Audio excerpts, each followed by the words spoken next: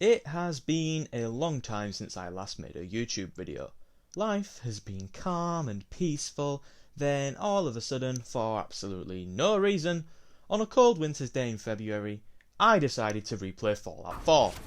This got me thinking, would I actually enjoy the game a whopping 8 years, yep, 8 years after its initial release? That makes me feel very old, but anywho, here I am reviewing Fallout 4 in 2023, so let's get into it. I know Fallout 4 is a pretty divisive game, but in my personal opinion, I really enjoyed playing it when it first released. This is far from an unpopular opinion, but I feel that the best way to enjoy Fallout 4 is to appreciate it for what it is, rather than peg it down for what it isn't. It isn't an incredibly layered RPG with mesmerising layers of depth and a plethora of tough choices to make that can alter the way your playthrough goes. It's a looter shooter filled with memorable characters and a rich world begging to be explored. I decided to go for the Platinum Trophy in my recent playthrough of the game because I hate myself, which meant I explored most of the nooks and crannies, killed pretty much every enemy there was, and spoke to every community I could find, in addition to experimenting with every mechanic the game has to offer.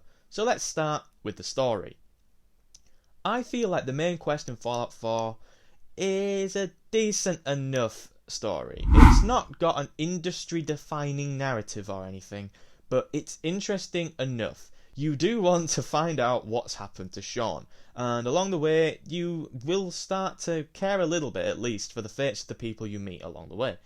I feel like it accomplished what it set out to do in that regard.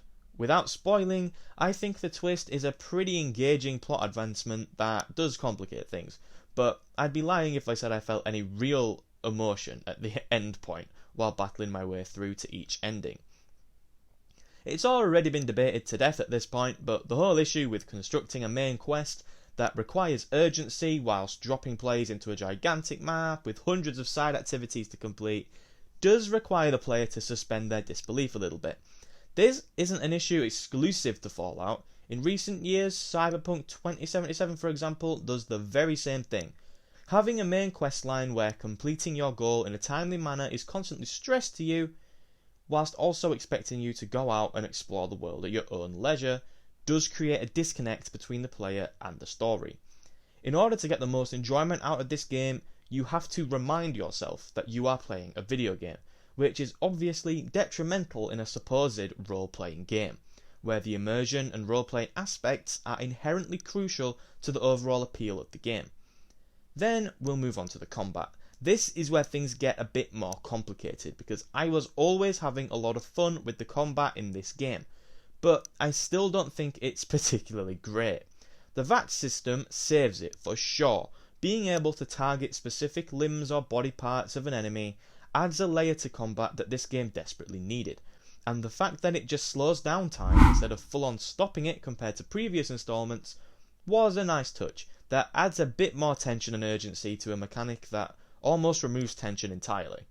Now, this isn't the case for every game with this mechanic, but it is the case for most games that use this mechanic. But most games that have an ability to slow down time while shooting usually implement it as an attempt to mask clunky shooting.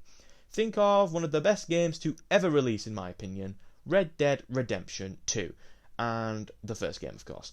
The shooting is the weakest part of an incredible game. It is clunky, whether that's by design or not, you can infer for yourself, but it is clunky. By allowing the player to slow down time, they don't feel impeded by the clunkiness, and regain a sense of control. It works the exact same way in Fallout.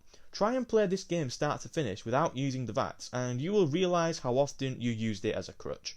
The shooting isn't great, but it's good enough, and in an RPG, the combat only needs to be just good enough, as long as the world building and lore is interesting enough to pick up the slack. And oh boy, that is where Fallout 4 shines. The world of Fallout has, in my opinion, always been the game's biggest strength, and that's still rung true 8 years later. From Sanctuary to Diamond City to the Glowing Sea, each area of this game is brimming with personality and a need to be explored. And it doesn't feel like something you need to do though, although it pretty much is, but as something you want to do. You can set your waypoint to the next objective and just go on wild tangents along the way. There's so much to see and do, so many optional quest lines that are interesting enough in their own right to hold your attention. The enemies are also incredible. Hearing the scurrying legs of a rad scorpion as I'm exploring the glowing sea still sends goosebumps down my spine. The Deathclaw fight in the museum still filled me with dread. There's variety here, and it stops the game from becoming stale where it could have, if it was just filled with raiders, ghouls and super mutants, for example. There's a load of communities to discover as well with their own way of life. Diamond City has turned a baseball stadium into their home. There are even vault dwellers living a normal life underground. And then there's the 5 factions you can finish the game with, all with their own motivations for trying to solve the crisis how they see fit. And I still find it hard to decide whether anybody is really right or wrong. Each faction feels that they're doing the right thing. There isn't an obvious bad guy, in my opinion. The Institute especially are a fascinating organisation. The more you learn about them, the deeper the story gets. It is a bit disappointing that many of the endings are essentially the same, but I still don't think it's like a game-breaking issue. Fallout 4 was one of my favourite games when it released, but that was 8 years ago. I've played a lot of games since then, and it wouldn't crack my top 10 today. But I will always have a soft spot for it. Exploring the Commonwealth was just as fun for me now as it was in 2015. So I still think it holds up, and I still think Fallout 4 is a good game in 2023. Thank you for making it to the end of this video. If you did enjoy it, please remember to leave a like, and also make sure to subscribe if you want to see more videos just like this one, because I am planning on uploading more regularly again. But that's all from me. Have a nice day, and goodbye.